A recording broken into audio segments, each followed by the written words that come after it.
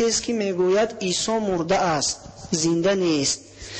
این گونه آیت هست، التماس جواب گویید. یا اینکه آیتی هست که عیسی را زنده بودنش را سخن رفته باشد. در یگان جای قرآن خداوند متعال نگفته است که حضرت عیسی زنده است، بلکه برعکس مرده است، بلکه برعکس حق تعالی میگه زنده است عیسی. مثلا در یکی از نوارها تماشا کرده بودیم چندین سال پیش که یکی از مرحوم احمد دیداد با یکی از نماینده های مسیحی ها بحث میکرد در اطراف این که آیا عیسی خدا هست یا خدا نیست. رخانه شفا فرما داروهای طبیعی را به شما پیشنهاد میکند. سامیون وان برای شخصانی که خراب هستند و میخواهند وزن گیرند. ام پلوس اپیمدیوم برای با قوت شدن، خوب کردن گردش خون، برای طولانی کردن همخوابگی. ماس پیگمنتو برای کسلی های پسریاز و سفید شوی پوست. بیندوکس برای ریزانیدن کرم های معده و روده. مینوکسیدیل برای برآوردن ریش و موی سر. کرم فرانک برای دراز نمودن مهلت همخوابگی. ماسلا خیلبی برای ریزانیدن سنگ‌های گرده و تبابت آن. فات زورب برای کم کردن وزن زیادتی. السلام علیکم دوستان عزیز. آیا شما برای گذشتن از سرحد دشواری میکشید؟ مهلت حجت‌هایتان به آخر رسیده است. پس من برای شما خدمت رسانی شرکت نور محمد را پیشنهاد میکنم. با ماشین‌های نو و زمانوی، با باوری و اعتماد کامل توسط رانندگان مرد و زن شما را از منزل استقامتیتان تا خط سرحد برده برای عبور مرز مساعدت می نمایند. یادآور می شویم که اگر شما از نام شبکه حاجی میرزا مراجعت نمایید برایتان تخفیف ارائه کرده می شود. رقم ها برای تماس جمع 7 926 319 59 61. انسان همین آیه قرآنی که در سوره مریم آمده است که سلام علی یوم ولدت و یوم اموت و یوم ابعث حیا.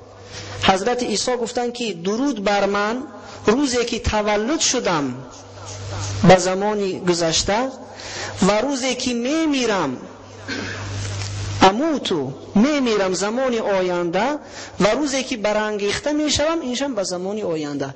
اما همین مرد، همین راهب مسیحی عرب ترجمه را غلط کرد، گفت که نه در قرآن شما هم گفته است مردن عیسی را که درود بر من روزی که تولد شدم و روزی که مردم و روزی که برانگیخته میشوم.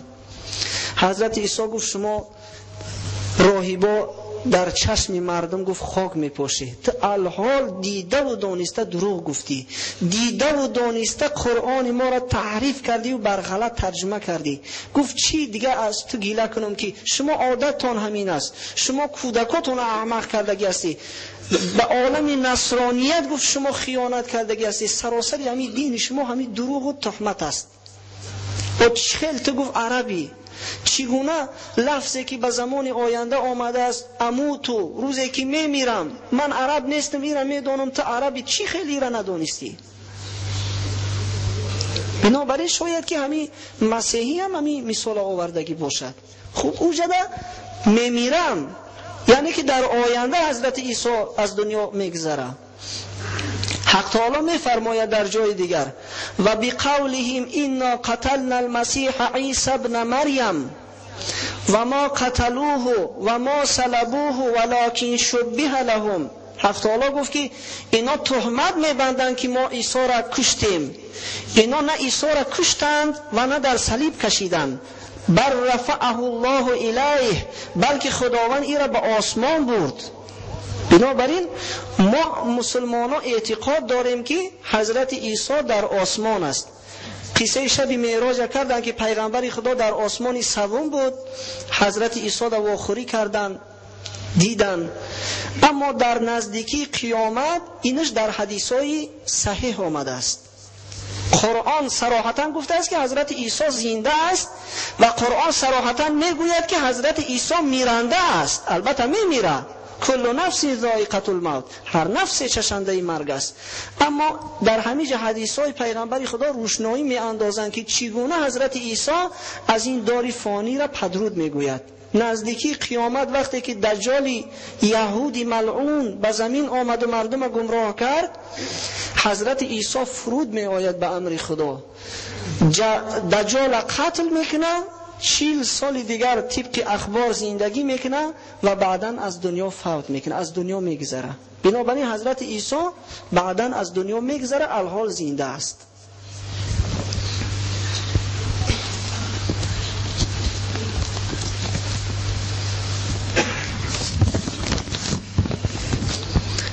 در وقت شنیدن نام پیغمبرمان صلی الله علیه و سلم بعضی شخصان میانهای خود را خم میکنن. آیا این جایز است؟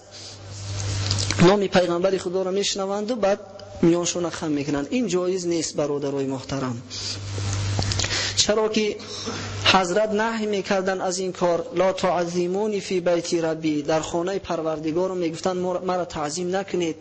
صحابه های پیغمبر خدا این کار نکردن، تابعین این کار نکردن، متأخرین این کار نکردن. بنابراین این یگان اصلی ندارد، یک بدعت است و بدعت حسنه هم نیست، چرا که از این خم شدن یگان فایده هم نیست و یگان اظهار حرمت هم در این نمیبینیم. با شنیدن نام پیغمبر خدا صلوات گفتن در کار، این در آیه های قرآنی است. صلوات گفتن در کار. خوب، در وقت بویدن بوی خوش صلوات گفتن در کار. نماز خواندن ده صلوات گفتن در کار. دعا کردن ده، مثلا کسانی که از خداوند طلبی کاری دارن حتما پس از دعا صلوات گویم به پیغمبر، که همین صلوات گفتن دعای ما را بعد به همون جای در کاری میرساند. لیکن خم شدن و راست شدن این یگان اصلی ندارد. البته پیش یک عالم خستن، یک عالم زنده مثلا پیشت آمد چنانه که حضرت استاد داخل مسجد می شود، خستن اجازه دادگی هستند. چرا که وقتی که سعد ابن معاذ به مسجد می آوردن در حدیث های صحیح آمده است، مجروح بود سعد معاذ، حضرت خطاب کردن به سوی مردم که بخیزی، قوموا الی سیدکم، به پیش رهبرتون بخیزی. بنابراین عالم یگان رهبری به توفیق خدا ترس، یگان کلان سالی مثلا به توفیق که آمد در پیش او برخواستن البته اجازت است، به خاطر حرمت داشت. و حرمت پیغمبر ما پس از گذشتن او به صلوات گفتن است. نماز زمین چیست؟ نماز مرس دیگر سیاره ها چیستند؟ به گردشی که دارن طبق حسابات بسیار نازک اینا در همون مجرای خود حرکت میکنن. و شمس تجری لمستقر لها ذلك تقدیر العزیز العلیم و القمر قدرناه منازل حتی عاد کالعرجون القدیم. در مجرای خود حرکت میکنن. اینا نماز همین است، چرا که به همین نماز خداوند اینا را سپارش داد. با دوریش، با باران، این همش تسبیح پروردگار عالم هستند. خدای خود را به پاکی یاد میکنن که خدای نازنین نبی که از چندین هزار کیلومتر ما را آورده و زمینی که احتیاج به آب داشت در اینجا ما را ریزانید. آب نماز میخواند به جریانش، در هر کجایی که پستی باشد به همونجا میرود. این نماز آب است. خلاصه هر چی که در طبیعت هست اینا همه نمازخوان هستند، اینا همه طبق فرمان خدا عمل میکنند. حتی حیوانات درنده‌ای که به همدیگر حمله میکنند و همدیگر را قتل میکنند، اینا هم فرمان خدا را اجرا میکنند، نافرمانی او را نمیکنند. اما ما انسان و عالم جین ما تکلیف داریم. ما امانت پروردگار را قبول کردیم، گفتیم خدایا ما به اختیار خود تو را عبادت میکنیم. آسمان بار امانت نتوانست گرفت، قرعه فال به حال من دیوانه زدن. ما بودیم که گفتیم اختیاراً خدا را عبادت میکنیم. جینی ها هم همین تکلیف قبول کردن. خوب، بنابراین به اختیار خود باید نماز بخونیم. بنابراین با اختیار خود باید که فرمان خدا را اجرا کنیم، از نافرمانی او خودداری کنیم. عالم جن هم همین است، اینا هم مکلف هستند. پیغمبر اینا هم پیغمبر ماست، اینا پیغمبر ندارن. پیغمبر آدمی ها پیغمبر جنی ها هم هست. اینا انواع گوناگون دارن. مثلا همین جن، فقط انسان همش یک صورت یک شکل است، اما جنی ها پریش هست و مثلا اجینش هست و افریتش هست، نوعهای گوناگون دارن. ایمان آوردن به اینها هم واجب است، چرا که اینا در قرآن آمدگی هستند. اگر مثلا این چیزا ما باور داریم که عالم جن هست، یک چیزی غیب دیدیم، البته اینا هستند، لیکن اگه به مانند انسان یگان مخلوق وجود داشته باشد و اینا ساختمان میکرده باشند و به زمین می آمده باشند، اینا نه ما رد کرده میتوانیم نه قبول کرده میتونیم. والله اعلم بالصواب. خداوند خودش داناتر است، به خدای مهربان حوالش میکنیم. در خانه سگ داشتن درست است یا نه؟ در خانه، در داخل خانه سگ نگه داشتن حرام است. اینا مثلا کسایی که در بسیار خانه های آشیانه دار زندگی میکنن، اینا که حولی ندارن، همون سگای خود را در داخل خانه بدرارن، این حرام است، چرا که ملائکه رحمت در خانه‌ای که صورت و سگ باشد داخل نمی شود. این حدیثی صحیحی رسول اکرم صلی الله علیه و سلم است. اما سگ از چند جهت نگه داشتن در زمین و در حولی پیغمبر خدا اجازه دادن. در حدیث‌های صحیح آمده است، از جمله بخاری و مسلم و دیگران روایت میکنن. عن ابی هریره عن النبی صلی الله علیه و سلم قال من اقتنى كلبا ليس بكلب صيد ولا ماشية ولا أرض فإنه ينقص من أجره قراطان كل يوم. پیغمبر خدا گفتن که سه نوع سگ اجازت است نگه داشتن. سگ شکاری، کسایی که شکارچی هستند، سگ شکاری نگه داشتن اجازت است. دوم، سگ برای نگه داشتن زراعت و زمین، دهقانایی که زمینای کلان دارن، سگ گرفتن برای نگه داشتن زمین و دهقانیشان اجازت است. خوب، دیگرش سگ چوپان، کسانی که مال و گوسفند زیاد دارن، سگ گرفتن برای اینا هم اجازت است. همین سه نمود سگ پیغمبر خدا در حدیث مبارکش ذکر کرد. خوب، در این داخل کرده می شود کسانی که حولی مثلا کلان دارند، خانه هاشون در جای بسیار خطرناک است، برای نگه داشتنی حولی، برای نگه داشتنی مال و اموال، قیاس به سگ زراعتی، این هم نگه داشتنش اجازت است. اما سگ نگه داشتن برای هوا و هوس، برای سگبازی، این حرام است، اجازت نیست. اگر در غیر همین چیزهای ذکر کردیم سگ در خانش انسان نگاه داشت، پیغمبر خدا گفت که هر روز دو قیراط از ثواب او کم کرده می شود. یک قیراطش به مانند کوه احد است. خوب، این سگبازای ما کدامش به مانند کوه احد ثواب جمع میکنن؟ اینا برای اجازت نیست، حرام است. اگر در بانک پول گذاری و از آن پول پرتسین گیری، این گونه پرتسین حلال است یا حرام؟ بانک مثلا اگر بانک هایی باشن که همون پول در شعبه های اسلامی داشته باشن، همون پولی که ما میدهیم در استحصالات صرفش میکنن، در ساختمان صرفش میکنن. اینا مثلا از جمله ساختمانی راغون باشد، یا اینکه مثلا ساختمانی یگان بنا باشد، کارخانه باشد، همون پولی ما چرخ میزند، این حلال است. فایز گرفتن این حکم مضاربه را دارد، یعنی که به طریق اسلامی اگر کار بفرمان همون پول، اجازت از فایز گرفتن، مضاربه است، حلال است. اما بانک هایی که همین پول میرویانند، دیگر یگان هنری دیگر ندارند، از ما میگیرند به کسی دیگر میدهند، به مانند اکثریت بانک های ما، اینش حرام است. این فایز گرفتن از این نوع بانک ها حرام است.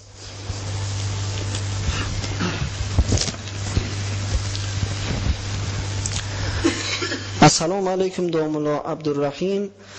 باز یک سوال دارم. پیغمبر ما محمد صلی الله علیه و سلم در کجا سالی چند به دنیا آمده اند و در کجا از دنیا چشم پوشیده اند؟ سالی چند بود؟ التماس هر جمعه گویید که جوانان اکثرشان نمیدانند این را. التماس. البته تاریخ زندگی پیغمبر خدا را نه تنها وقتی ولادت و وفات او، بلکه تاریخ زندگی با سعادت پیغمبر خدا را، تاریخ دین اسلام، تاریخ خلفای راشدین دانستنش از برای هر فرد مسلمان لازم است. از این جهت هست که حضرت استاد ما در این موضوع ها با شما صحبت دارند. تاریخ حضرت ابوبکر صدیق، عمر فاروق، عثمان ذوالنورین برای شما نقل کردند تا اینکه ما یک معلومات از تاریخ دین خود داشته باشیم، تا اینکه یگان مثلا فاسق و فاجر و مغریض نسبت پیغمبر ما یگان قصه های بافته گوید، یگان سخنی بی اساس گوید، ما همون قدر سوادی داشته باشیم که بگیم که تو نامعقول کردی. پیغمبر نازنین ما 12 ربیع الاول عام الفیل به دنیا آمده است. قول معروف همین است.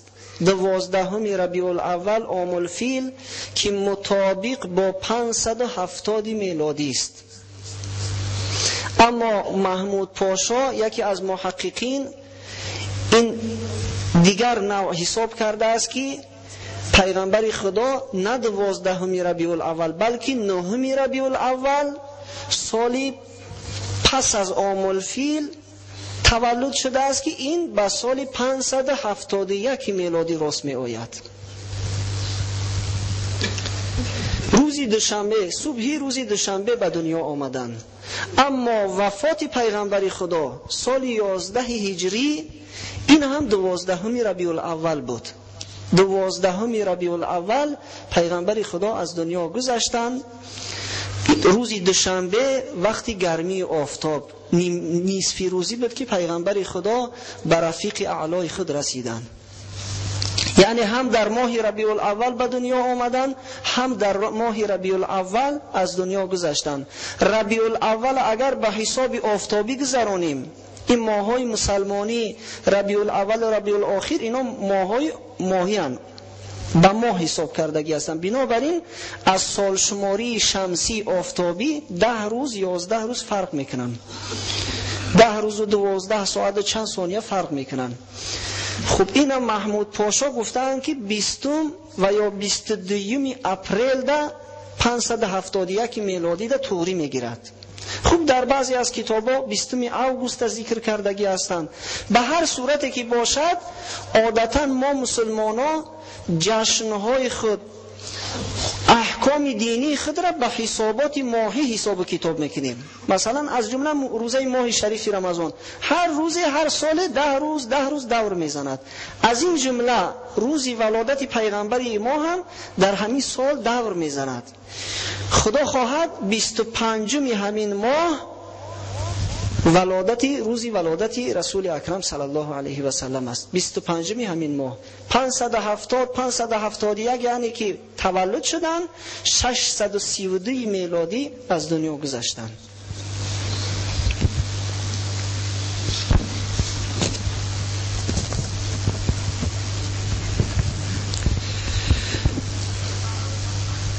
میگویند که موی سر ماندن سنت است. از این لحاظ من هم موی سر ماندنیم. آیا رخصت و اجازت هست؟ التماس به سوال من جواب گویید. موی سر گذاشتن یا موی سر گرفتن هر دو هم اجازت است. خواه کل میکنن خواه مو میگذارن، هر دو هم اجازت است. چرا که شکل و سیمای پیغمبر خدا را وقتی که معرخا ذکر میکنن در بعضی حدیث ها آمده است که موی پیغمبر خدا به گوش میرسید. بعضا همین موی مبارک دراز میکرد تا به ناگوش میرسید. موش درازتر بود. لیکن بعضا میشد که عادتا وقتی که پیغمبر خدا به زیارت خانه خدا مشرف میشدن، از احرام وقتی که حلال میشدن موی سر خود را میگرفتن. بنابراین فرقی ندارد. طلبات شریعت همین است که هر کس که مو میگذارد تا به کتف نگذارد، چرا که خودش شبیه به زنها نکند، موی خودش کاکل نبافه، خودش شبیه به گلوبایا نکنه، خواستیک نکنه، این کارای نامعقول نکنه. همین است که موی سر خودش نگاه دارد، یعنی که شانه کنه، تازه نگاه دارد. طلبات شریعت همین است. بار یک مرد به حضور رسول اکرم صلی الله علیه و سلم رسید، مویهای ژولیده، چرکین، لباسای کهنه، بسیار افلاس، به ترتیب به حضور پیغمبر خدا رسید. حضرت گفت که این چی شکل است؟ گفت برخته، گفت یک راست که یک لباس تازه پوش، موت شانه که. این مرد رفت خودش تازه و لباسای خوب پوشیده، بعد به خدمت پیغمبر خدا رسید. حضرت گفت این بهتر نیست از آنی که میآیه به مانند شیطان بر این بی ترتیب و افلاس و چرکین؟ از این جهت سنت تازگی است. بار پیغمبر خدا گفتن که لا يدخل الجنة من كان في قلبه مثقال ذره من کبر، داخل جنت نمی شود کسی که مقدار یک ذره تکبر در وجودش باشد. یک مرد به حضرت مراجعت کرد که یا رسول الله، گفت پیغمبر خدا، من میخواهم که لباس تازه داشته باشم، لباس قیمت بها بتن کنم، پایافزالای نو خوب بتن کنم، میخواهم، این دوست میدارم. آیا همین هم تکبر است؟ آیا همین منع است؟ حضرت گفتن که ان الله جمیل یحب الجمال. گفتن نه، گفتن خدا پاکیزه هست، زیباست و زیبا را دوست می‌دارد، اثر نعمتش به بندش بیند دوست می‌دارد. تکبر این نیست. تکبر آن است که حقیقت پوشانی، تکبر آن است که بنده های خدا را به هیچ چیز حساب نکنی، این است تکبر. بنابراین سنت تازگی و پاکیزگی است. الدین و النظافه. پیغمبر خدا گفتن که دین تازگی و پاکیزگی است. ما مسلمانان بودیم که عالم تازگی و پاکیزگی را تعلیم دادیم. اجدادای ما بودن که اروپا را تازگی و شستشو را در هفته و دندانشویی اینا را به اونا تعلیم دادن. بنابراین امروز عیب است که سازمانای خارجی آمده و به ما تعلیم دهند که وقتی که از حاجت خانه میبری دستات با صابون بشو. عیب است، این شرمندگی است. اینا وحشی بودن. تاریخ عصر میانه اروپا را اگر ورق بزنیم چه حالتی داشتن؟ دائم کسلی های وبا، همون مغزا و غجدی و چیرک میگرفتن، از همون خانه هاشون می انداختن، ماه و سالهاش قطعی سراشون نمی شوشتن. بعضا همین سیر اسرار خودشون در همون فیلماشون هم آشکار میکنن، حدی اقل همون فیلماشون شما با دقت تماشا کنی. وحشی بودن اینا. اما مسلمان ها رفتند و به اینا شستشو را تعلیم دادن، به اینا تازگی را تعلیم دادن.